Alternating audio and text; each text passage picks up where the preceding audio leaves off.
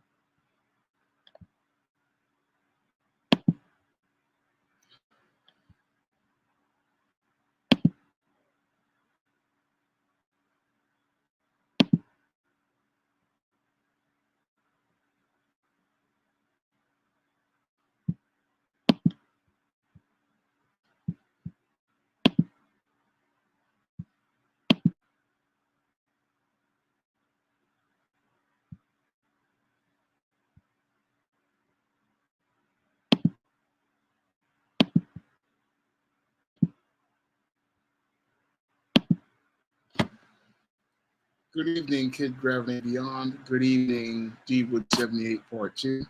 Better get the coleslaw, y'all, because we're going to have us a barbecue.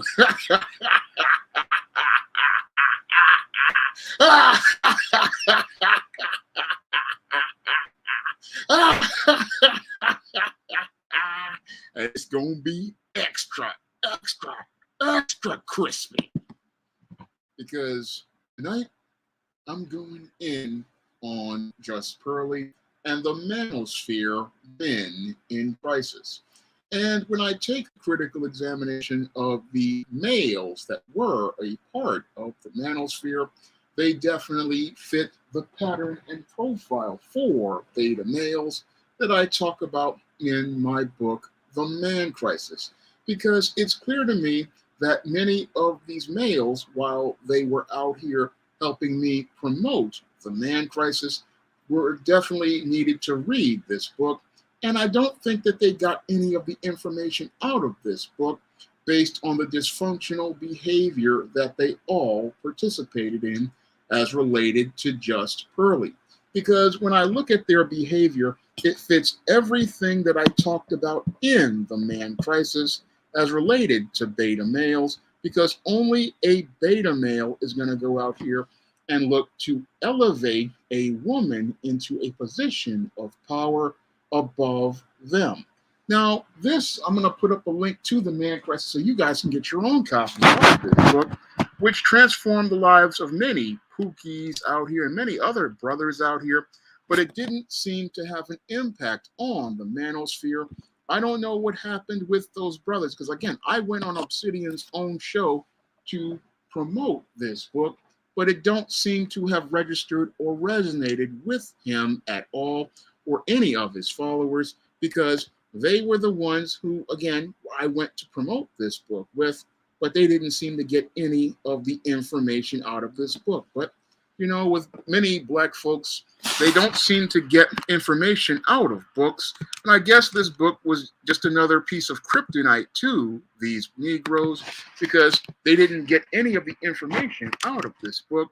No, whenever they got in front of that white female, Pearly, they just got mesmerized by those crystal blue eyes and that creamy white skin. And as they got mesmerized, they became spellbound and they wanted to fit into that black box that's acceptable to white people. And that's basically how these men in the manosphere went from becoming men in crisis to becoming pawns of a female predator who was looking to prey on the black men in the manosphere and looking to use those men as a stepping stone in building her own platform. Now, what's really dysfunctional about most of those males in the manosphere is that none of these men wanted to go out here and follow the original mission that they originally created. Now, I was there when the mission was created for the manosphere, and the manosphere originally was supposed to be a male-only space where black men were supposed to come together. It was supposed to be a male-only space where men were supposed to help other men improve the quality of their lives by giving them information for jobs, networking with other black businesses towards getting business connections. And it was supposed to be a place where other men could be mentored by other professional black men. Unfortunately, what had happened over the last 4 or 5 years, which is just an infancy stage of the manosphere, we saw that males were not ready to take on the responsibilities of the mission that they set out and intended to perform. Now, what happened with these males is that, like many males who come from female-headed households, what they do is when they are faced with any sort of responsibility, what happens is these individuals start to abdicate responsibility because they don't want to be accountable for anything. And that's basically what happened to the males in the black manosphere. Many of the males in the black manosphere, they did not want to take any sort of responsibility as related to their mission. No, they wanted to talk about how they wanted to be men, but they didn't understand that with the power of a man comes responsibilities of a man. And they didn't want to start taking those responsibilities. And that's where these males started to really have issues as related to their whole mission as related to the manosphere. Now, a man like myself, it's no problem to take responsibility because I've been taking responsibility even before I got involved with the manosphere. No, when I lost my job back in 2008, the Most High told me to keep going, and I kept going, writing articles for a website called OnyxLink, writing my own blog, and writing multiple books. And as people started to see my blogs about men's issues, that's when I started to get popular with my blog, Sean James Black Freelance Writer. And that's when people in the manosphere started to notice me as I was further looking to expand my platform on YouTube. And that's when I first ran into O'Shea Duke Jackson, and he asked me to do several articles for him. And I was hesitant at first, then I did several articles for him. And as I was doing those articles for him, I got the money from him doing those articles to go out here and pay an artist to do the cover for this book, The Legendary Mad Matilda. And if it wasn't for O'Shea's paying me for those articles, this book wouldn't have had a cover for its 2017 publication. So that was how I went out here and was working with the manosphere towards helping to my rebuilding myself. And it was also how I was out here looking to show an example of how Black men could work together as related to building in the community, and also going out here and practicing group economics, trying to show an example of how a Black man can take money from one Black man and give it to another Black man, and how Black men in Black-owned businesses can participate in group economics. But many in the manosphere, again, did not want to go out here and build the way I wanted to build, and we didn't really see many people talking about things like I was talking about in the manosphere. Now, as I was going on, making my videos. And out here, I also ran into Obsidian online. And again, I was still struggling at the time. And he started the Sean James Initiative to help me get myself together. And I was always grateful for that help again. And that's what helped me get many of the tools I have right now, like the iPhone I use for many of my videos, and also helped me get my internet situation together so I could start further building momentum. Unfortunately, while I was out here working towards building an example of what Black men can do when we work together, sadly, many in the manosphere weren't looking to go out here and present an example of manhood. No, what many of these males in the manosphere wanted to do, because they were men in crisis, was they were participating in beta male behavior by continuing on in the back and forths with the gender war and continuing on with the dysfunction of continuing to go out here and attack Black women, continuing to go on thinking, oh, if we critique these Black women, things are going to get better, when in its actuality, they were just going in a vicious circle, and that vicious circle was taking them nowhere except sating their feelings, because when you look at many of the Black women they're complaining about, they are never going to change. And again, these are men in their 30s, 40s, and 50s still complaining about Black women and not focused on any sort of constructive goal like I am. Like when I go out here and publish books on the SJS Direct imprint, the goal is to go out here and again present two parts of my mission. One, creating positive stories about the Black culture and the Black experience, like I do in books like the John Haynes series or the John Haynes at Death's Door comic. I'm sorry, it's upside down. And two, to write about men's issues to improve the quality of life of men. That is the mission of SJS Direct, and that is the goal I have for most of my work. But many in the manosphere, they're not about anything at all. While they made this mission talking about how they wanted to improve the quality of life of men so that they could go out here and work together, we didn't see many men working together. No, what we saw was a lot of men who had feminine behavior. And as they got caught up in their feminine behavior, they started to get jealous of each other, and they started to go back and forth with each other. And as they were going back and forth with each other and talking about Black women, we were not really seeing the manosphere having the impact that it had when many of these men got involved with me. And I have to ask myself a critical question: how much of that was me and how much of that was them? Because yes, while I was struggling, again, it was a lot me putting in a lot of effort, but a lot of these guys in the manosphere weren't looking to progress their movement. They weren't looking to progress their agenda. No, what happened is they got caught up in their dysfunction, and these males looking to follow behind each other were looking for somebody to go out here and be their leader. And I'm getting a little ahead of myself, because before Kevin Samuels came along, there was a major crack in that armor, and that crack in that armor was the August 2019 passport drama that I ran into. Because again, I thought that the manosphere was all about Black men improving themselves, and that's one of the reasons why I made the August 2019 passport video, looking to refute the narrative of Black men looking to travel to pursue relationships with foreign women, because I believe that Black men really have a problem with not working on themselves. And a lot of brothers out here, what they want to do is think everything is about the bad Black woman, but they never want to take that look inward.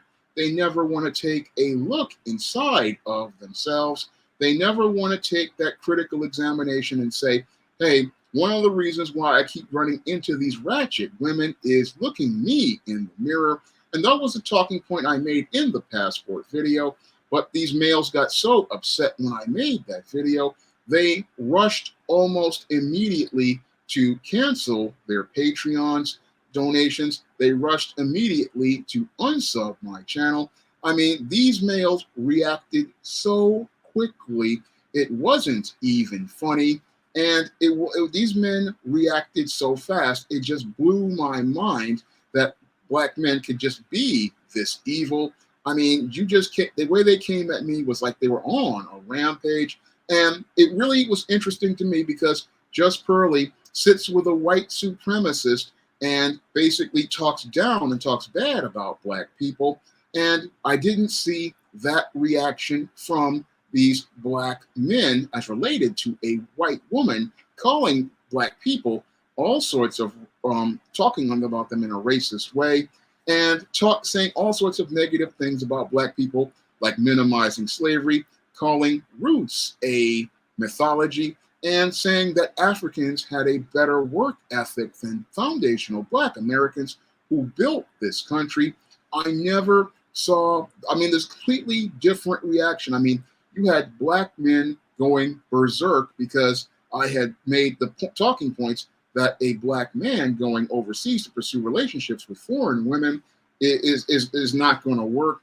But these same men, again, when a white woman calls them, just disrespects them by going on a white supremacist platform, many of these males just sit there and take that abuse. But the black man trying to help them by trying to get them to understand that the white supremacist is global and that these foreign women are the same thing as the ratchet black women, because the black man doesn't want to put the work in on himself.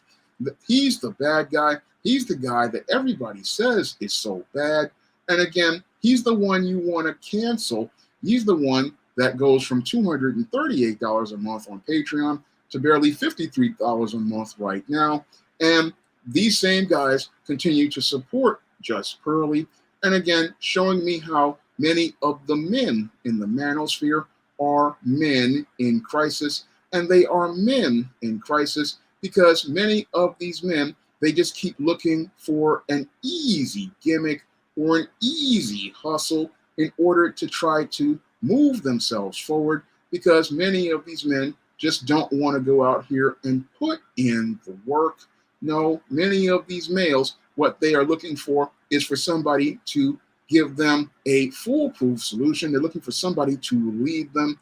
And this is what basically led, after these men counseled me, to go start following the cult of Kevin Samuels, a cult that was created partially by YouTube, because every other black man who came before Kevin Samuels, who used the exact same talking points as Kevin Samuels, every black man who I've seen since 2009 or so, ever since I came to YouTube, every black man such as Ringo, Dan Freeman, Rick Scorpio, Heavenly Truth One, many and many others who went out here and actively used those same talking points, their channels were flagged and deleted multiple times. And as their channels were flagged and deleted multiple times, many of these men were so discouraged, they just stopped making videos on YouTube.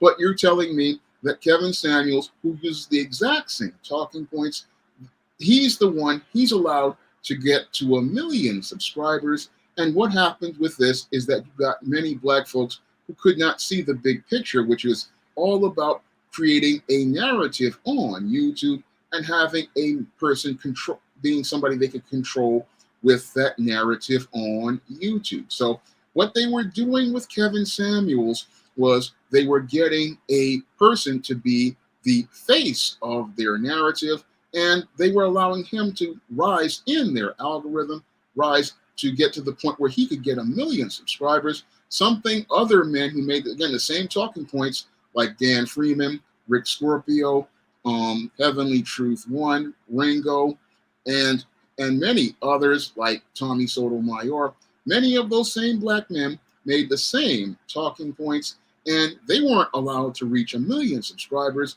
And that was the first red flag for me with Kevin Samuels, because it showed me that Kevin Samuels was somebody that the YouTube executives wanted to use to control the narrative as related to the black sector of YouTube.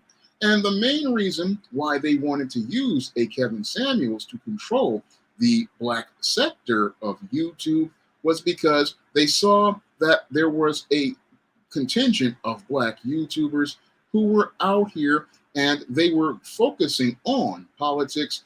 And that group of black people were listening to people like Jason Black, Professor Black Truth, people like Lisa Cabrera and Mr. Superboy. And they were talking about the political narrative of tangibles and getting tangibles from the government. And what many in YouTube wanted to do was they wanted to distract people. And the way they would go out here and distract people is by making one of these YouTubers be able to get black people focused back on the gender war. And as they got black people focused back on the gender war, what would happen is they wouldn't be talking about things like voting against certain political parties, because you had people like the late David Carroll who were teaching people against the Blue Party and its ongoing anti-black agenda.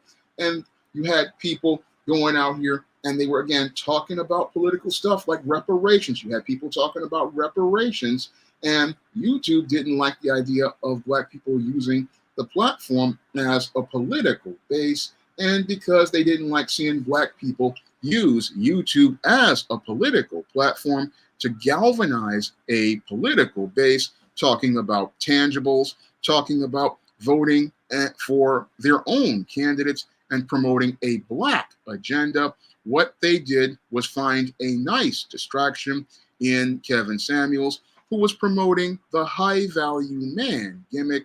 And as he was promoting the high value man gimmick, what happened was many of these betas who were a part of the Manosphere started buying into his rhetoric because they saw Kevin Samuels getting lots of views, not understanding YouTube was manipulating their algorithm so that they could push Kevin Samuels and they could go out here and push the people off of the political road and get them on the road to going out here and focusing on the gender war. And again, they wanted to use Kevin Samuels to go out here and control the narrative as related to the black sector of YouTube. And this is the reason why they let him get up to 1 million subscribers, because he provided the perfect distraction for most of those on YouTube.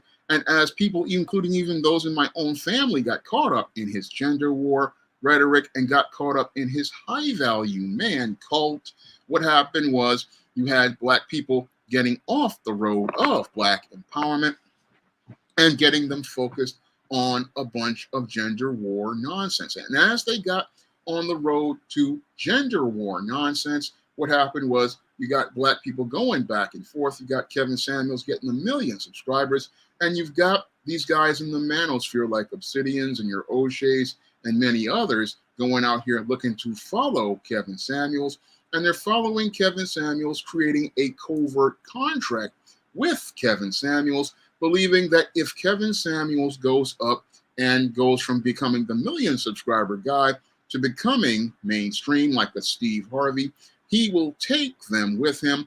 However, those dreams were all shattered for all of these guys when Kevin Samuels had his infamous interview with Nicki Minaj. Now, when Kevin Samuels, when he was alive, had his interview with Nicki Minaj, this was his opportunity for him to show that he had the backbone and the balls to stand up for his talking points. And instead of having the backbone and the balls to stand up for his talking points, what he did was go out here and show how little integrity he had by going out here and rating the woman he denounced in many of his live streams. And he rated her a 10 and looked to pander to her, showing me that Kevin Samuels was a man in crisis when he sadly was alive. But when Kevin Samuels, as he was going on, eventually passed away, many of these males who used to follow Kevin Samuels did not have a so-called leader or father figure, or in their words, godfather. And since they did not have a godfather to be the leader, what happened was many of these men just started showing how weak and beta they were, because only a beta male goes out here and looks for somebody else to lead them. And what's really dysfunctional is they went out here and were again, the manosphere was out here. You create an agenda, but you don't have the courage to stand up as related to your mission.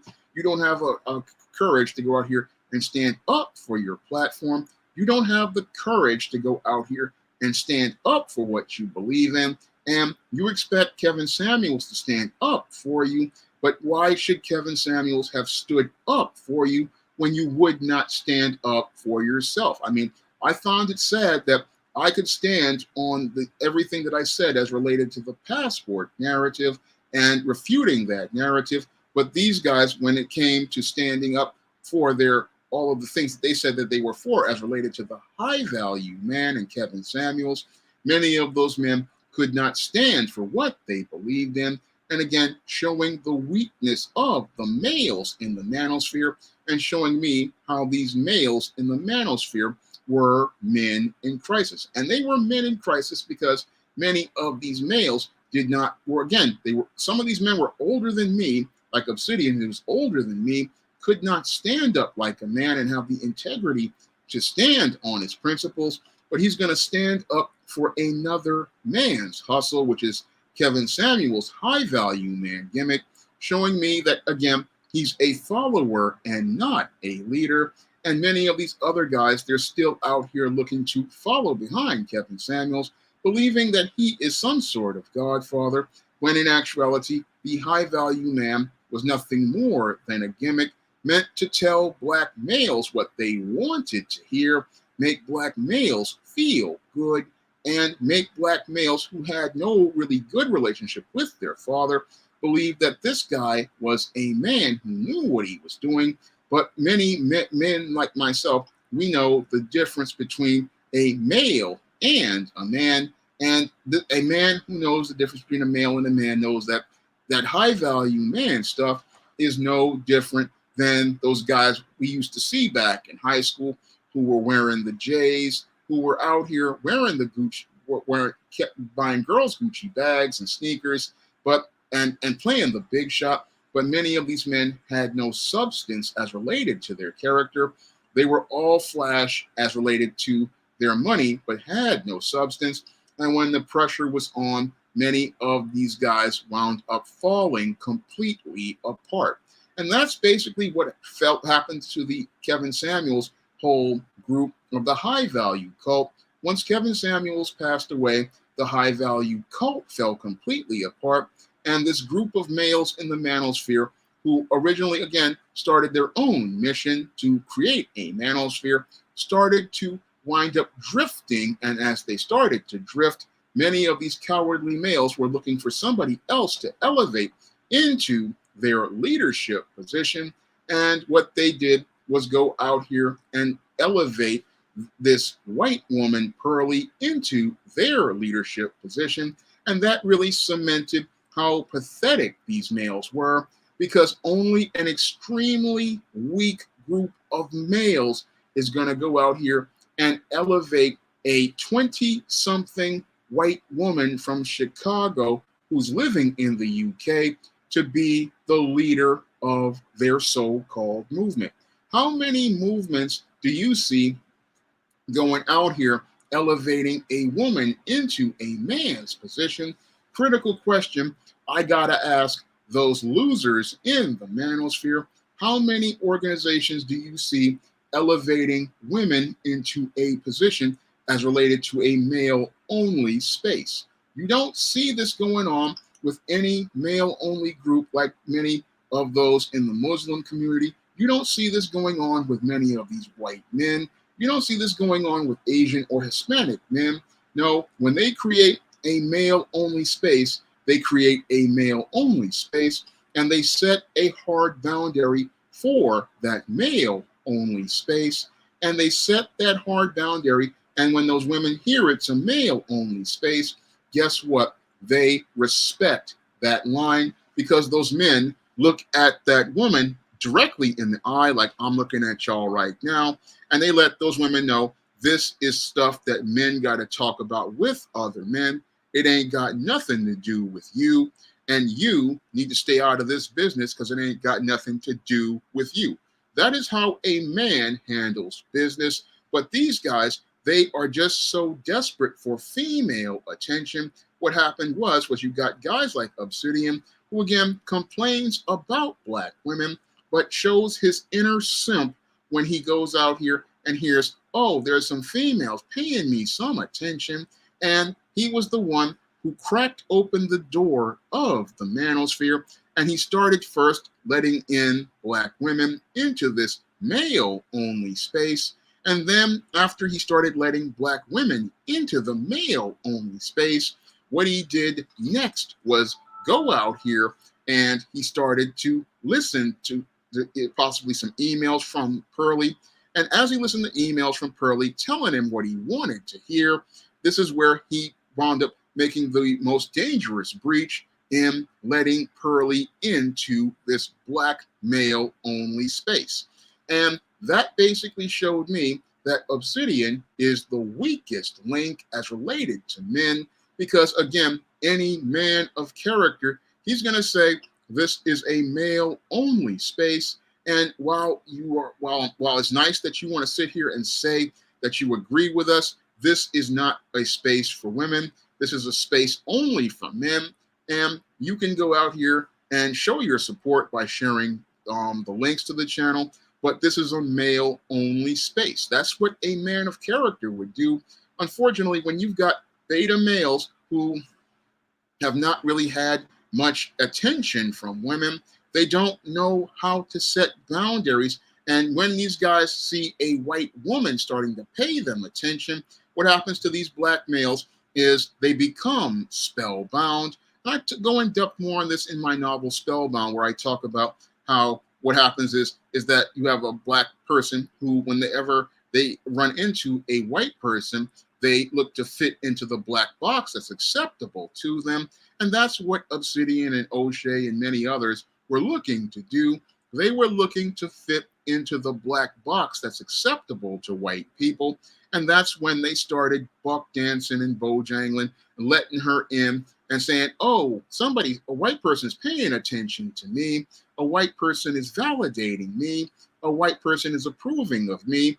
And what they're looking to do is get more attention, because they think a white person's attention is better than a black person's. And because they think the white person's attention is better than the black person's, that's when they start looking to acquiesce to that white person. And that's what we saw happen with Obsidian and many others as related to Just Pearly. And that's how Just Pearly was able to just come into this black social circle space of the manosphere, because she was not able to come into the white manosphere, and she wasn't able to come into the white manosphere because many of those white males who were men going their own way, what those men all identified her as is as a female chameleon. And Sandman made a classic video about female chameleons, and I urge you to go look up that video. And the female chameleon, again, what she does is she puts on a face that looks like she's fitting in with you. She goes out here and changes her colors to fit into your circle. She says what you want to hear as related to whatever subject matter you're presenting. And as she's telling you what you want to hear and playing up to your emotions, she is looking for a gateway into your space, because she knows that you are not thinking critically, because she looks at most of those guys in the manosphere and sees a group of naive, gullible simps. And that's what she saw in the manosphere with Obsidian and O'Shea and many others. She saw a group of simps out here. And as she saw this group of simps, what she wanted to do was use those simps to build her own platform, because she basically had no talent whatsoever. No, Just Pearly just didn't have any talent as I see it, because she went out here and regurgitated a lot of talking points from many others out here, like the late Kevin Samuels and many others like myself. I mean, I have been making these points ever since about 2009, 2010 or so, and I've got the blogs to back it up. And this woman basically just took all of her talking points from social media and packaged it up with an average white female face and looked to go out here and build a platform off other people's talent. So unlike the many of the women in goth YouTube who can go out here and make a video and get 50, 60,000 subscribers just by being themselves, this woman wanted to go out here and use the gimmick that, oh, she's an advocate for men, because this is a big gimmick that has been making people lots of money, because you've got a lot of female chameleons out here, and these female chameleons, they go out here and pretend to be something that they're not, and they do this because it gets them views. They do it because it gets them cash apps. They do it because they get donations. They do this because it makes them money, and they do this because it's out here to make a profit for themselves. And again, Just Pearly jumped in front of many of the black women, like the Crimson Cure and Danica Marie. She jumped all in front of them, and she jumped in front of them by using, again, her crystal blue eyes and her creamy white skin, because a spellbound black male, whenever he sees a white female paying him some attention and telling him what he want to hear, this is what just makes him salivate and go crazy. And that's what was happening here with these attention-starved black males. These attention-starved black males saw Just Pearly just paying them some attention, and they just ran out here and threw all of those other black female supporters who were talking under the bus to elevate Just Pearly. Again, a 20-something white female who, if you looked at her critically, like I looked at her critically, I saw the female chameleon, one.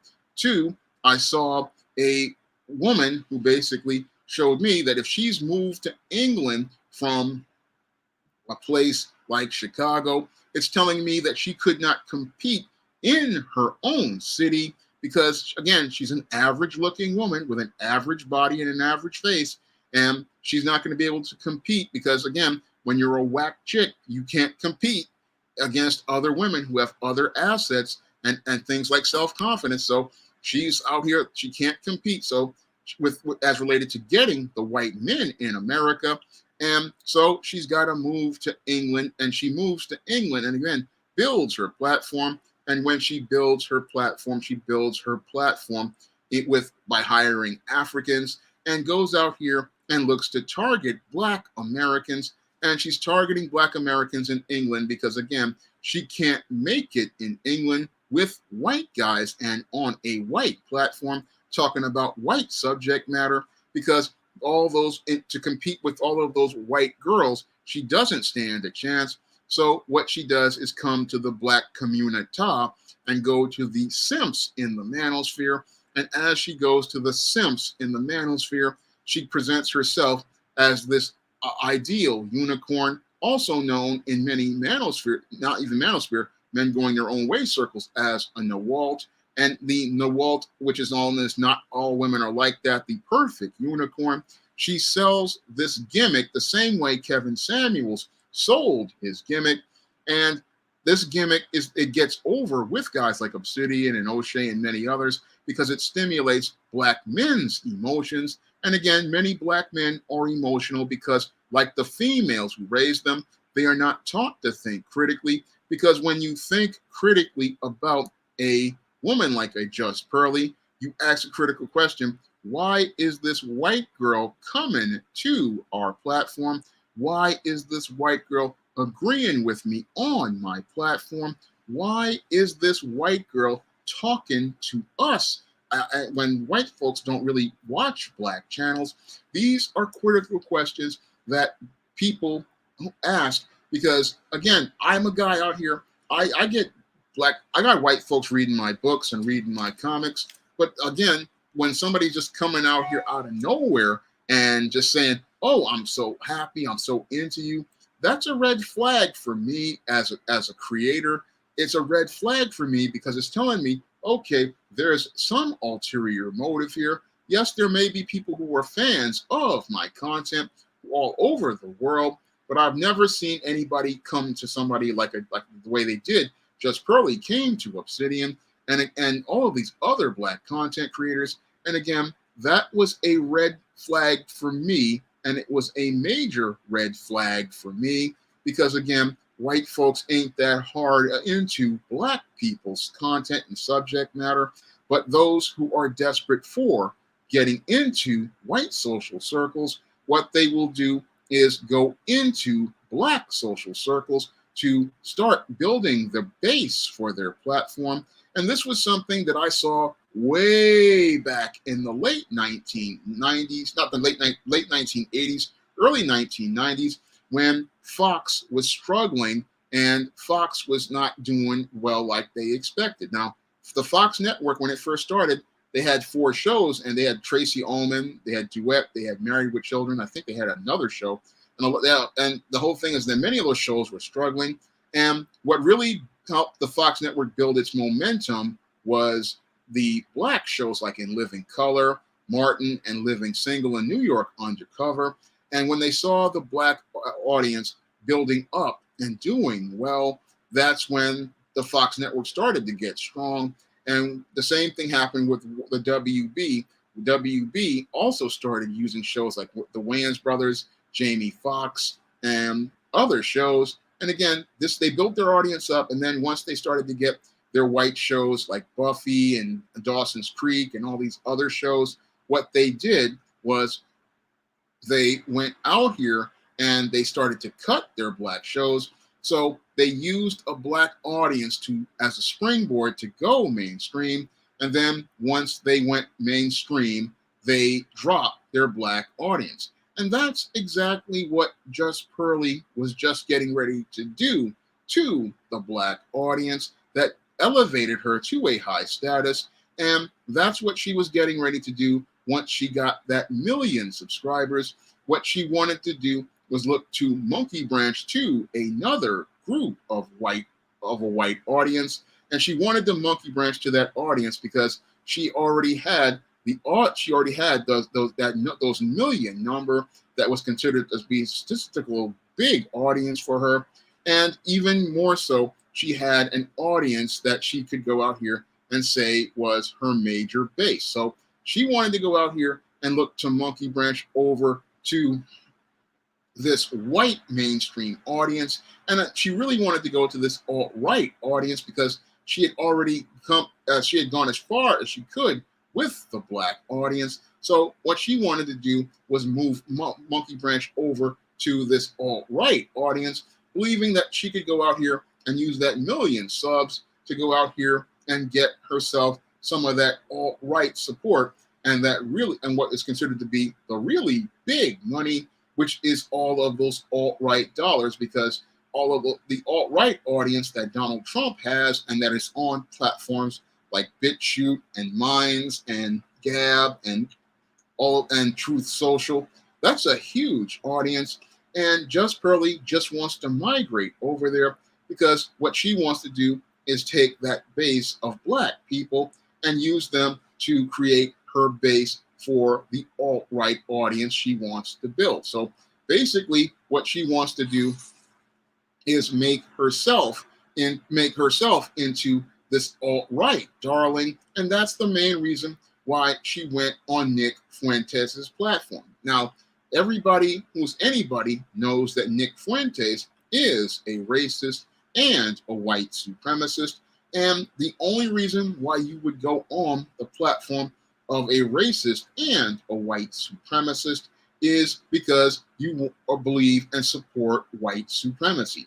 Because again, Nick Fuentes has been known for openly saying all of these anti-Black statements, and you would think somebody like a Just Pearly, who built her audience on Black people and hired Black people, you would think she would have gone out here and said, okay, I've got all of these Black workers working for me. I've got all of these people who are brothers out here that I've been talking to on social media. You think she would go out here and what she would do is decline being on Nick Fuentes' platform No, what you would think would do was leave Nick Fuentes in decline, but instead she goes out and supports Nick Fuentes. She sits there and agrees with Nick Fuentes. And if you agree with a white supremacist, then you are a white supremacist. No ifs, ands, or buts about it. If you could sit there and say the things that Just Pearly said in that interview with Nick Fuentes, there is no you aren't a white supremacist. It's you are a white supremacist because you're going along with white supremacist talking points and you're not shutting down his talking points. That's what a person does. But what Just Pearly wants us to believe is that she was just being so dumb. And again, this is a trick that many white females love to play. Many white females just love to play dumb and say, oh, I didn't know what that was, when they clearly knew what they were doing. Don't let anybody fool you about these white women. They know what they're doing. Again, who is the first teacher of racism and white supremacy? It's not the white man. No, it's the white woman who was the mother of that child and the first teacher. So don't let anybody fool you into believing that this woman didn't know what she was doing. So I was watching Ringo's video where he's showing all the clips of her. And again, I looked at her behavior and her body language. And I was like, I know what you're trying to play this game that females love to play. The dumb blonde, the dumb white girl. No, I already see through that. I see through that BS, because if you're going to go out here and again, step to the white supremacist, and you step into the white supremacist because you know that the white supremacist has a big platform and it can elevate you to an even higher level where you can just drop all these black people off and then go get you some white folks to do your dirty work. Again, this female was playing chess while many of these males in the Manosphere were playing Candyland, and these guys were playing Candyland, not understanding that this female was running game on them from minute one. And she was running game because she knew that they would elevate her to a high level that the white men would not do. And she also knew that if they gave her a leadership position, she could also use that as a way to control the narrative of the black sector of YouTube. And that's, again, something YouTube has been wanting to do as related to black people. They have been trying to control the narrative and get it under their control, because what the white supremacy, again, wants to do is control the narrative as related to black YouTube. And what they want to do is go out here and use useful idiots like an Obsidian and O'Shea, mediocre tutorials and reviews, and many others. They want to use the useful idiots to give them the power. And then once they get the power and control over the narrative of the black sector of YouTube, they can then use this to push whatever anti-black agendas on black people. And that's the reason why they wanted they were all happy to see Just Pearly again become a part of their algorithm, because Just Pearly, they allowed her to get elevated because, again, she was the perfect person like a Kevin Samuels, because it's all about consolidating control over the narrative of the black sector of YouTube. And the ultimate goal is to get us from talking about subjects like tangibles and reparations to being in a back and forth gender war or participating in buffoonery. That is the ultimate goal that many of these people who are controlling these social media spaces, they want to control the narrative. And if you've got a white woman who's in control over the black manosphere of YouTube, that allows them to say, we've got those Negroes under control. And now that we've got these Negroes under control, what we're going to do is have her be able to dictate whatever narratives and agendas we want to push in the black community. And that looks like it's very easy, because even after Just Pearly was exposed for having this interview with white supremacist Nick Fuentes, what was really just disturbing to me was that instead of these black males going out here and standing up for black manhood, standing up for black masculinity, showing some semblance of integrity, what these black males did was they went out and got out here and started buck dancing and bojangling. They started making excuses for her. And they started going out here looking to say, oh, she's not a racist. She didn't really mean that.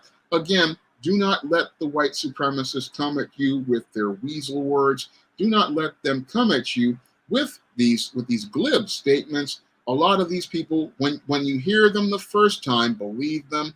And when you hear them the first time, understand they meant what they said. When you hear a Just Pearly in an interview sitting up there with a white supremacist like Nick Fuentes, and she's sitting there agreeing with him as related to many of his racist talking points, and making statements that she will be a Karen and is supportive of people like Karens who racially profile black men and terrorize black men, because a Karen is a monster who basically who's worse than the white women who are part of the Ku Klux Klan in Rosewood, and would sick the Klan on people and have black men lynched. This is the type of woman she says, oh, that's an okay woman. No, that's not acceptable if you are a black person with a backbone, if you're a black person with some testicles, if you're a black person with some integrity, if you're a black person with some character, if you're a black person who stands for something, you're going to sit there and say, no, you supporting Karens, that's unacceptable. You sitting up here saying Africans are better than African Americans, that's disrespectful to us, because most of your audience is African American. Most of the guests you bring on your show are African American.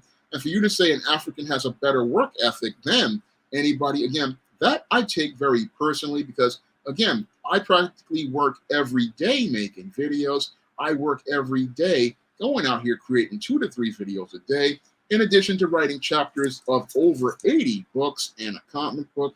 Again, you want to talk about black men being lazy? You haven't ran into a black man like myself who has a work ethic. And again, these are all old racist talking points that I've run into the workforce. And I've run into racists like a Just Pearly who want to project their laziness and incompetence onto black men, when in actuality, they're the ones who don't have any work ethic, because, again, Just Pearly got just most of her points from guys like me, reading my blogs like Sean James Black Freelance Writer, reading many of my books like A Stop Simpin'. Again, I have been making these talking points for over a decade and a half. So you have this female sitting up here saying, oh, I work, these Africans work so hard. No, you exploit these Africans because you want to take advantage of them, because an African American will sit there and call you on your BS. Again, the same reason why many Hollywood studios don't want to hire a foundational black American to work for them, because a foundational black American will call them out on their paternalism. A foundational black American will call them out on their ability to exploit them. A foundational black American is going to call somebody like a Just Pearly out just on her racism and her paternalistic and condescending views towards black people. That's what a foundational black American like myself is going to do. A foundational black American is not going to let somebody like her get away with her condescending attitude, because we've heard this type of talk from these so-called white people who think, oh, I'm smarter and better than black people. I'm smarter and better than most black folks out here. I work harder than black folks, but when what you're doing is you're just going out here looking to get stuff for free. You're looking out here to get stuff for nothing. You're looking to go out here and take advantage of black people. And that's something we have to push back on. And these codependent cowards who are a part of the Manosphere, they don't have the courage to go out here and push back against a Just Pearly or any of these racists out here who exploit foundational black Americans. They don't have the backbone or the balls to stand up to a Just Pearly like I did. And they don't have the courage to stand up like I did on Fox Soul when I was in the midst of a whole group of black bootlicks who are looking to make excuses for that Color Purple book that degrades the black man and the black family. I mean, I stood up for black people there, again, showing my integrity on a major network. And that's not what we're seeing as related to many of the black males like an Obsidian and O'Shea and Angry Man and many others who make excuses for Just Pearly. No, I can't make excuses for somebody who clearly is a racist and supports white supremacy. No, I cannot support somebody who has clearly gone out here and tried to weasel out of the statements that she's made and refuses to take responsibility. No, I can't give her an excuse, because when you give white women like this an excuse, what you are doing is encouraging more racists to further disrespect you. Because the only way you take your respect is when you stand up to a racist like this. And the way you stand up to a racist like this is you have to cut them out of or stop supporting them. And again, many of these black males, they don't have the backbone to go out here and do this. They don't have the stones to go out here and do this. I mean, I find it, again, interesting. In 2019, I'd make one video refuting the narrative regarding black men getting and foreign women and passports. And these black men rush over to Patreon to cancel their support. But these men, in the face of a racist disrespecting them online, many of these males are still looking for an excuse to continue supporting Just Pearly, showing me how completely backwards these black males are. The black man who is looking to help you out, you don't want to help. The black man who was looking to rebuild his life, you don't want to help him rebuild his life. The black man who is trying to show that he loves black people, you don't want to show love to. The black man who cares about black people, the men in the manosphere don't want to work with. The black man who is looking to use iron to sharpen the iron of other black men, they don't want to be sharpened. But that when a white woman just further disrespects them, destroys all of their credibility as related to their platform, these same black males, what they do is they go out here and say, oh, no, she really didn't mean that. No, she didn't really mean what she said. You're misinterpreting what she said. It's like you just show how weak you are, and you show how weak and pathetic you are, because any man who allows himself to be disrespected and just sits there and allows it to happen and knows that he needs to stand up for himself, that's not a weak man, that's a pathetic man. Just like I talked about in many of my classic Will Smith videos and live streams, Will Smith is pathetic because he knows that Jada doesn't love him. He knows Jada doesn't respect him, yet he wants to stay in the bad marriage for life, but he wants people to respect him, but he doesn't have respect for himself. And the same thing happens here with these black males. These black males, they want people to respect them, but they don't respect themselves, because when you sit there and allow a white female like a Just Pearly to just disrespect you by stepping to a white supremacist straight to your face, talking greasy about you, even though it was your platforms who elevated her platform to the next level, you just sit there and say, oh, we need to keep supporting her. That's not just weak, that's pathetic, because a pathetic person is somebody who knows what they need to do to change, but refuses to do it. And it's pathetic for you to sit there and allow somebody to just openly disrespect you here in 2023. I mean, I understand why my ancestors had to do this during the days of Jim Crow, because they feared the terrorism of the Ku Klux Klan. But you black folks have power these days. And again, you have power over your Cash Apps. You have power over your Super Chats. You have power over your Patreon money. You will openly go out here and again, give a white woman money to disrespect you straight to your face, but you're going to sit there and get mad at me when I refute your narratives as related to black men and traveling, and then you prove every point I make about black men and traveling, because you show that the problem is you, and I talked about that in the first passport video. Many of these black males, again, they want to go overseas to get the foreign woman, but Pearly is the exact same type of woman, just as that foreign woman that they're going to look for. Showing, again, proving my point that the problem never was the women, it was these men. And it shows how these are men in crisis, because these men, again, they're again not looking to lead, they're looking to run away. And again, that's another trait of beta males. Whenever things get hard for the beta male want to run away instead of standing up like a man. And a beta male will sit there and say, oh, I don't know what to do, I'm going to run away. It's like, I look at the behavior, and again, it's a pattern, because you have these guys, oh, the black woman is so bad, the black woman is so mean, the black woman is so weak. Well, it's looking to me like you're the weak one, because only a weak, pathetic man is going to sit there and say it's the black woman that's the problem, when the black man refuses to take a leadership role like he needs to do right here with this Just Pearly. Because a black man like myself is taking a leadership role and saying, hey, this woman is somebody we need to deal with. This woman is somebody we need to go out here and deal with in the most constructive way. And again, we don't mean no marching and protesting. We don't mean no blast. We mean cut all support, unsub that channel, show her you got your million subscribers from black people. Well, those million black people you disrespected are going to walk away from your channel, because I find it interesting. These black folks can go out here, when I talk about black men and passports, they can go out here and unsub my channel, run over to unsub to the point where the channel was struggling. But with Just Pearly, we can't unsub that channel. No, we can't unsub that channel.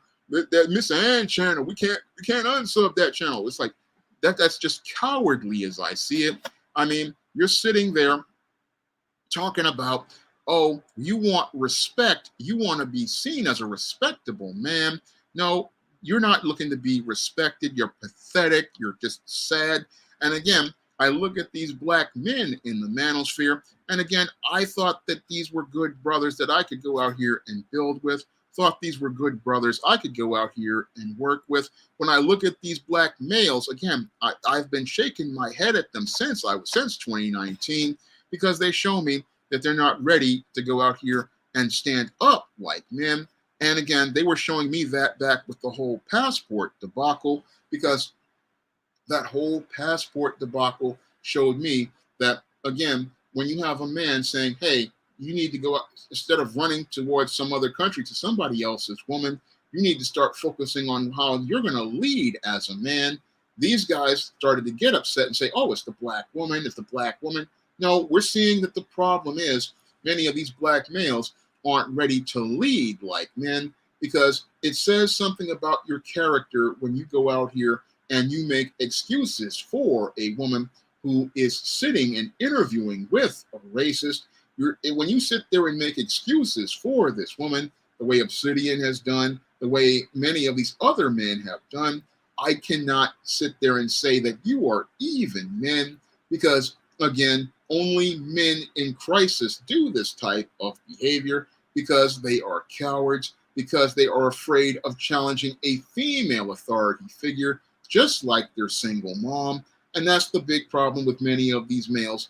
They see Just Pearly not as another woman. They see her just like mommy, and they don't want to challenge mommy, because if they challenge white mommy, they fear that there will be some sort of repercussions, when there's not going to be any repercussions. There's just going to be, you stop supporting her, her platform falls, and she can go out here and go migrate over to those white supremacists, which is where she wanted to go anyway. She wanted to go there anyway, and what she wanted to do was use these black males, again, as her springboard. And she also wanted to take information from those black males over to guys like Nick Fuentes, and many of those guys like the ones out here in all of these other different racist groups, because Just Pearly, just as I see it, could not make it in the social marketplace of Chicago. She couldn't make it in the social marketplace of the UK. She could not compete against white women. And because she couldn't compete with white women, what she did was use black men to build up her social status. And now that she's built up her social status, she's looking to move over to the alt-right. And there's a reason why she's moving over to the alt-right, because she knows that those men on the in the center they already know what she's about. They know she's a female chameleon. They know that she has serious character issues. So what she wants to do is go over to the guys on the alt-right. And what she wants to do is take the information she got from the Manosphere and look to use it to go out here and further elevate her social status by saying, hey, racist, I've got some information on these colored folks. I can tell you how they operate. I can tell you what they do on social media. And you can go out here and infiltrate their spaces. Again, this is like Hawkgirl on the Justice League animated series in season 2, infiltrating the black male Manosphere and looking to take those secrets she got from the Manosphere and looking to give it all over to these white supremacists. So this is where many of your black males like Obsidian, they just don't understand the subtle politics transpiring around him, because he's a weak link. And because he's a weak link, he went out here and opened the door for this spy to come into the black Manosphere. And as the spy entered the black Manosphere, the spy went out here and got all of the information on the Manosphere. And as she got her information on the Manosphere, what she does is, again, she's possibly got a whole bunch of notes, getting ready to take it over to guys like Nick Fuentes and these white supremacists as a way to leverage her way into that white social circle and finally get the acceptance from the white men she originally wanted to get involved with. That's what I believe Just Pearly was trying to do. She knows that, again, she couldn't make it in those white social circles with her average face and couldn't compete with that average dowdy body. She couldn't compete against those white women in those areas because many of those white women, they just either were more attractive or they had other life skills or other creative skills that allowed them to be an asset to a man, or they just had a higher moral position.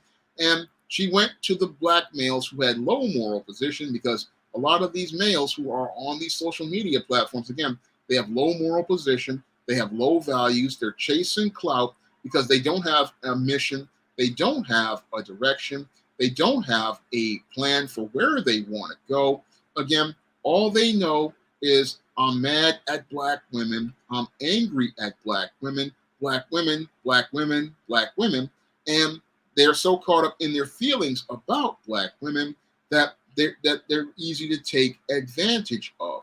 Because what I saw with the whole passport debacle of 2019 was that many of these black males, they're obsessed with black women, and a lot of them have been hurt by two black women. Either they've been hurt by their childhood crush, or they have been hurt by their mama. And because they've been hurt by one of those two women, many of these males, they just are filled with a lot of anger, and they're so filled with anger at black women that they want to go out here and look to find a way to spite black women. Either they want to go out here and find one of these foreign women in one of these countries to show that black woman in America, they can do better than them. Because whenever you hear these guys, they're talking about their passports and their foreign women, they're always looking back at some black woman trying to gauge her response. When if you truly love someone and they were from another country, you would be focused on her and you wouldn't be talking about no other black woman. But these guys will sit there and talk about black women all the time, even though they say they got their passports, they've traveled overseas. They never come home with a wife, and they don't come home with a wife because they still have issues with their mama or that other woman that did them so-called dirty. And a lot of these guys, they're still hurting over that woman or that teenage girl. Usually in many cases, it's a teenage girl who did them dirty, and they're still hurting over that teenage girl who did them wrong. And they're sitting up there mad at her for getting involved with Pookie and Ray Ray. Well, I ran into that again back in high school. I ran into that when I was 15 years old. And again, she was out here and she told me that this guy was a drug dealer, that and I couldn't do anything for her. And I remember feeling hurt about that for about a week. Then I charged her to the game, and then I just decided to move on with my life. And you just get over it because, again, it's something that happens to everybody. And again, I've had to deal with that multiple times, and you just get over it and go on. But with these guys who were part of the Manosphere, they never got over it. And because they never got over it, they project the woman that hurt them onto every other black woman out here. And that's why many of these men are just sitting up here on live streams for 7, 8, 9 hours long. They're sitting up here bitter, talking about black women all day long because they have not worked out the issues as related to the girl in junior high school, the girl in high school, the girl in college who dissed them. And they didn't understand that, okay, you got dissed, you just move on. I mean, I dealt with that at 15 and 16, and I just dealt with it. I mean, I've had girls from drug dealers just dissing me and disrespecting me, and I just brushed it off and moved on. And again, you just learn how to accept what is. A girl saying no to you isn't the end of the world.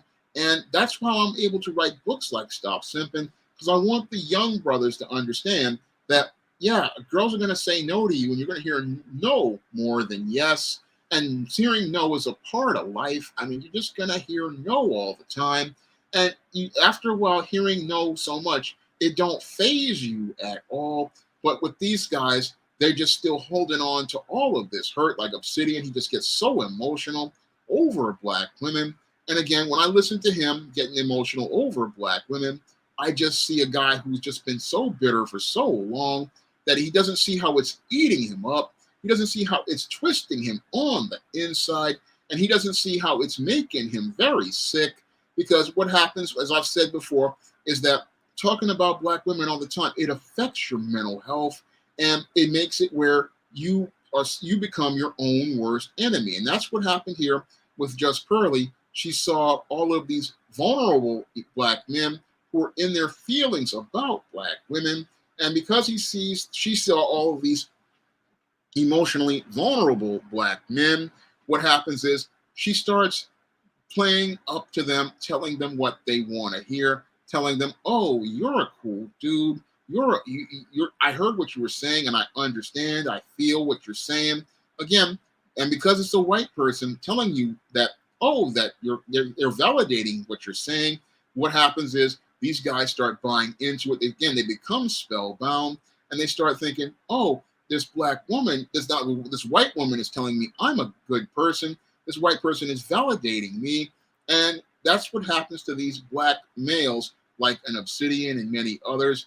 They have not gotten over these issues as related to that girl in junior high school, and college. And some of them, like some of those passport stalkers, they haven't even gotten over the issues as related to their mama. This is another side of these manosphere men in crisis none of them want to talk about. Many of these males, they have real serious issues as related to their mamas. And a lot of guys who grew up in these single mother households, or these households where their father really wasn't there to nurture them or to teach them about manhood, a lot of these guys, they just are filled with a lot of anger because their mamas were out here. And a lot of them, they had the single mom who was verbally abusive to them. They had the mama who was rude to them. They had the mama who was taking out all of her anger at the father on them. And this also jaded these men as related to the women, their perception of women.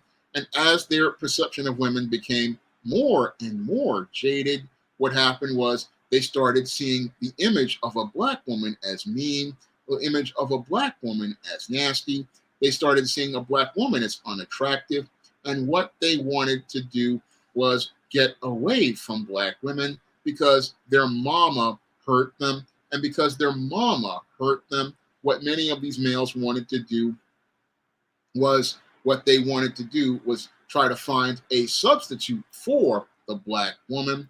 What they wanted to do was go out here and find a substitute for the black woman, when the problem is they did not learn what they needed to navigate life as a man. And that's the big problem with your Obsidians and your O'Sheas and many of those males in the Manosphere that sadly I was a part of. That many of those males, they just didn't want to work on themselves, even though this was the mission of the Manosphere to help men improve men. A lot of men did not want to improve themselves, and that really showed again, started way back in 2019 with the whole passport debacle. That was the crack in the armor, as I see it historically, as related to the Manosphere. Many of the men in the Manosphere didn't want to deal with the issues that they had, and they looked to go out here and find somebody to be their crutch, which is Kevin Samuels.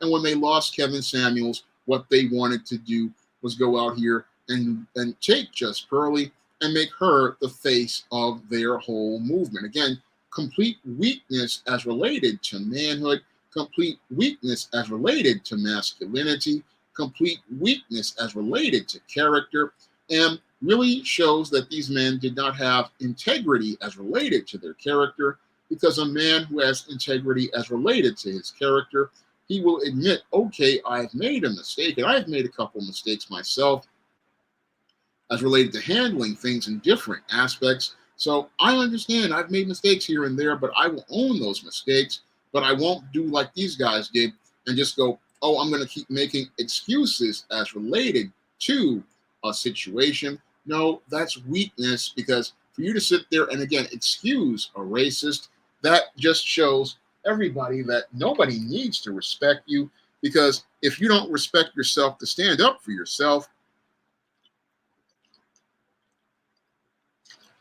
then nobody will respect you as a man. And as a man, again, you have to take your respect when people disrespect you. And again, you can take your respect as related to another black man who's trying to tell you the truth, but the white racist, you're going to sit there and tolerate their disrespect. You're going to make excuses for it. That's unacceptable to me, because again, what you're doing is saying that this is your standard, and that standard weakens life for black people as a collective. Because when you have weak links like this who give a pass to racists and white supremacists, they weaken us as a collective, because they are willing to accept substandard as their standard instead of setting a hard line as their standard. So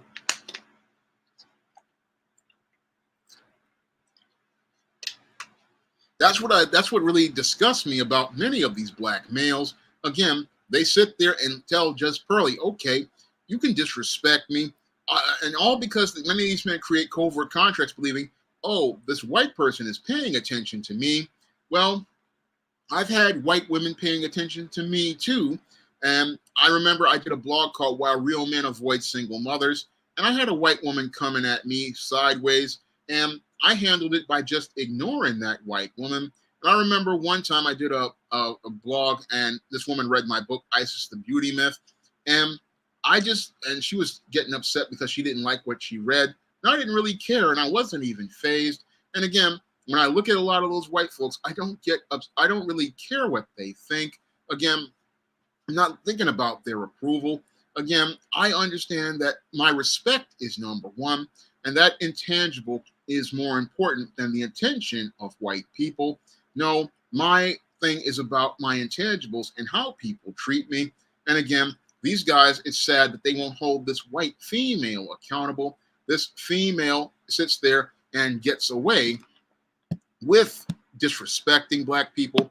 And the response from the black men who want to be the leaders of the black community is to just sit there and just sit there and, like O'Shea did, and say, oh, I'm not the one who started the Manosphere, when I remember when he was the one saying he was the one who started the Manosphere.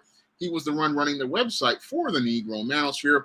No, he deflects to Obsidian in a video and says, oh, it's Obsidian who runs the Manosphere. And Obsidian goes out here and starts buck dancing and bojangling, tap dancing and step and fetching all to protect Missy. And again, he's out here and just showing us again, how are you supposed to call it a manosphere when the men don't stand up like men? Critical question I would ask Obsidian and O'Shea and all of them. Again, how do you call it a manosphere when you cannot stand up like men? Because any other man in any other community, once a female went out here and disrespected the collective, they would have shut that down in an instant by saying, okay, you want to go out here and be with these white supremacists, let them white supremacists take care of you. That's what I said back when I was 15 years old, when that girl told me, oh, I can't do nothing for her. And I told her, I didn't tell her, but I said to myself, you know, you want this dude, you let that dude take care of you. And I remember her coming back to me at 16 years old, trying to get back with me. And I left her alone. I just said, look, you want that dude, you go stay with that dude. Once a woman makes her decision and disrespects you to your face and says somebody else can do better, you leave her to those who do better. When Just Pearly showed you through action that, oh, I want to be with the white supremacists, you let her go be with the white supremacists. That is what men go out here and do whenever, and I talked about this also in my book, why 70% of black women are single. When a woman goes out here and says, oh, I want to go out here and be with other folks, what you do is send her back to them folks and let her be with them folks. And you walk your way and leave her to those other folks. And that is what black men of character do. That, and I didn't think it was back when I was 15, 16 years old, that's what a man does. But when I heard Tariq talk about it and other men talk about it, they would say, I realized I was doing the right thing. When you see a female who sits there and wants to disrespect you, you take your respect by sending them back to that fool they want to go out here and be with. So that's what black men go out here and do. They don't go out here looking to make excuses, looking to try to fulfill a covert contract, because that's what Obsidian and all these guys are doing, looking to fulfill a covert contract where they think that Just Pearly is going to come all the way from England and drop the skid mark jockey thong and allow them to put their carbon rod in the atomic waste reactor for some nuclear fusion, when that's not going to happen at all. No, these guys are sitting up here with their ashy dicks and their extra dry balls, sitting up here thinking, oh, Just Pearly is going to go allow them to finally get a taste of the atomic waste from a white woman, and think that they can go out here and finally stick it to all of those black women that they have all of these issues with. So that's the other part of the covert contract they don't want to talk about. They're thinking, oh, I'm going to go out here and possibly be able to finally stick it to these black women by getting with these white girls. And since this white girl is giving me attention, I'm going to get more attention from these white girls and maybe possibly be able to get, again, a taste of that atomic waste and be able to get into that personal space. So that's what those guys are thinking. But again, I'm here to tell you that, like I talked about in my book, Stop Simping in Cyberspace, these cyber simps, all they're going to get is an ashy dick and extra dry balls. And that's what the final fate is for all of those black male content creators sitting up there thinking that white women want them because Just Pearly just paid them a little bit of attention, when in actuality, Just Pearly just don't care about black men. No, she sees those black males just like she sees the slaves on the plantation, and she sees them like Missy Ann, the slave master's wife. She sees these black males just like a group of slaves who are on her plantation, and she sees them as just tools that she can use, just like the slave master did, to further their own agenda. Again, her agenda is to get back in with those on the alt-right, because she knows she has no place with many of the traditional white people. And she knows that in the alt-right, they're going to sit there and they're going to tolerate her. She knows that these people on the alt-right, these are the Trump supporters, these are the Proud Boys, these are the 2-3%ers. These are all of these racist groups. And again, all of these people, big money, because she can't make that money as related to the black community. The money that she gets from the black community that Kevin Samuels used to get is pennies compared to the alt-right. The alt-right money is 50 times more money, and that's what Just Pearly is just looking to get. She's, again, participating in economic hypergamy, and she's looking to use YouTube to further control, to be able to make that money. And she's looking to also control the narrative of the black sector of YouTube, because if they can control the black sector of YouTube and weaponize self-hatred through a Just Pearly, they can go out here and be able to control black people. And that's the whole goal as related to these Just Pearly. And again, the white supremacist is just insidious as related to their nature. And this is something that many black people aren't really critically thinking about. And again, many of these males don't think about it because our manosphere was just a group of men in crisis. And what's really sad to me is that I gave many of these men lots of good information. I gave them information for years in books like The Man Crisis and Stop Simping. The Man Crisis and Stop Simping. I gave these men the tools so that they could avoid and identify a predator like this. But sadly, what happened was many of these males were spellbound, like I talk about in my novel, Spellbound. And in Spellbound, I talk about how Matilda's neighbor, Mrs. Purvis, talks about how the black people took what they built and just threw it away because they wanted white acceptance. And I talk about how they owned the neighborhood of Sugar Hill. Black people owned an entire neighborhood, Sugar Hill. We built that neighborhood, but because we wanted white acceptance, we threw away a neighborhood we built. And I remember being inspired by the movie Jungle Fever and seeing that beautiful neighborhood. And I also remember being inspired by my father taking me on trips to Sugar Hill to get my hair cut. And I didn't know what he was doing back then when he took me down there. I didn't really appreciate what he did until he took me down there. When I got older, he took me down there because he wanted to show me that neighborhood. But that neighborhood was in ruins, and it was in ruins because black people didn't appreciate what they had, and they thought, oh, what white people had was better. And that's what Obsidian and O'Shea and all of them, they thought, oh, Just Pearly is better than me. Again, proving another point I made in my passport videos about how white supremacy affects the black mind.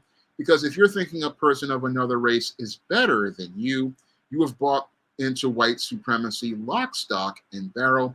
And as you have bought into white supremacy lock, stock, and barrel, what has happened is you have become brainwashed by white supremacy to believe that you are inferior. And that's what we saw with that response. I mean, that response was basically letting everybody know that these black males were not ready to stand up and be men, because men can go out here and again stand up to a Just Pearly and let her know that their racism is unacceptable and they're not going to be allowed to be a part of black platforms. They would have shut her down with the speed that they had when they went after me with the passport narrative. I mean, that's the speed that we should have responded to Just Pearly when she got out here with Nick Fuentes. But when I look at the way these black men reacted and responded, it just made me shake my head, because again, it shows me how much we've regressed. Because with all the progress we've made, we have all these tools on social media, but we don't have the courage to stand up for ourselves like men and women. And again, you have these guys on social media, and again, I would leave those. I've left them. I left those guys alone years ago. I mean, I had them fall out with all those guys after the whole passport thing of 2019, and I would never have anything to do with those guys after this, because I just don't trust them. And again, you can't trust a bootlick, because A bootlick is quick to snitch for an extra piece of cornbread. They are quick to snitch over a extra piece of rib, a pork rib. I mean, this is the type of thing that just shows you that these guys, they'll sell out for clout, because if you have any intangibles of character, you're going to stand up for your character. I mean, that's what I did on the Fox Soul show. I stood up for black men, stood up for black manhood, stood up for black masculinity. But these men didn't have the courage to stand up for black men and black manhood on a national platform. And again, they were looking to get white acceptance above standing up for black dignity and black self-respect. And I think about things as related to my mission as a publisher. I mean, my mission as a publisher, again, was to create positive stories about the black experience, like John Haynes Godbreaker. And it was to make books like The Man Crisis about helping black men improve the quality of their lives. I mean, that's my mission. And if I'm going to stay true to my mission, then I've got to stand up and have the integrity to continue to follow my mission. I mean, sometimes I get ideas about, oh, I want to write a story about a different group of characters of different ethnicities. But I say, no, that's not my mission. I say, I'm not going to compromise my mission. And I've had people say, oh, you could do this white character. You know, it's like, no, I'm not doing white characters because that goes against my mission. And again, I always think about the integrity of my mission that I dedicated to myself since I was 17 years old. And again, it's all about integrity. And that's what I'm sad to see. Many of these YouTubers have no integrity. They'll do anything for clout and anything for fame, not understanding the Most High will provide for you if you stand in your integrity, if you stand in your character. I mean, if you stand on his word, he will stand with you. And I remember when Obsidian mocked me for standing with God on the passport thing. And again, this just shows me how low this man is and how little integrity he has and little character he has, because a man who has no integrity and no character, again, this is not somebody you can trust, because this person will sell you out. And again, sold out the entire black community as related to out here. And that's something that I stand up against, because again, when you can go out here and stand with a white supremacist and give them a pass, then I got to look at you with a side eye. And I got to look at you with a side eye because, you know, you're the kind of guy who's the guy, again, looking to snitch on the slaves when they were planning to escape from the plantation. You're the kind of guy who just goes along with the racists thinking, oh, if I go along and get along, they ain't going to do nothing to me.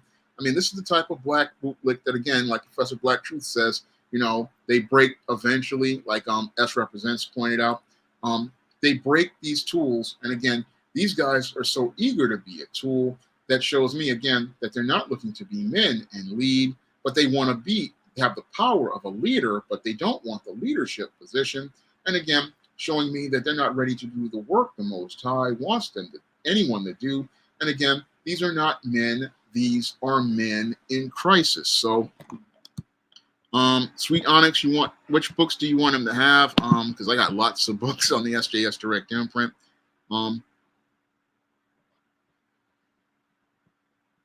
So I got lots of books come at the SJS Direct imprint.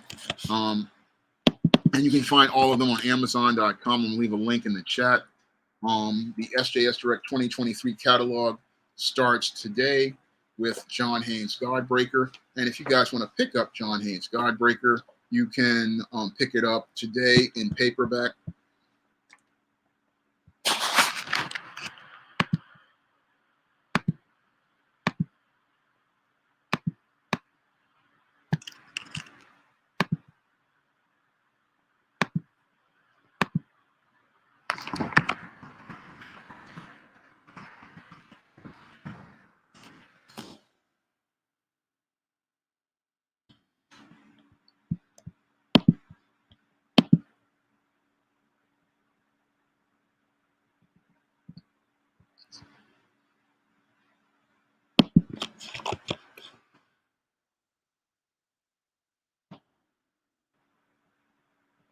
They ended my stream. Hold on.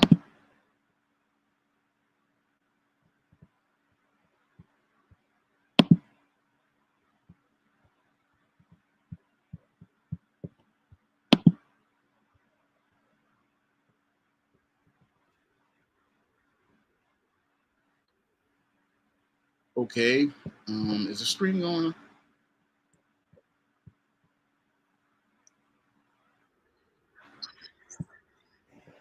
Okay, I'm going to get ready to wrap up tonight's stream. And I want to thank everybody for coming out to tonight's stream.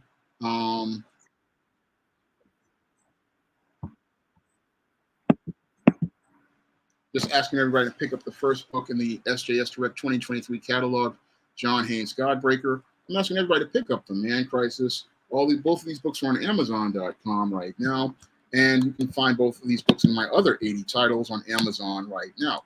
And if you guys would head over to the Cash App, that would be greatly appreciated. I want to thank everybody who donated to the Cash App.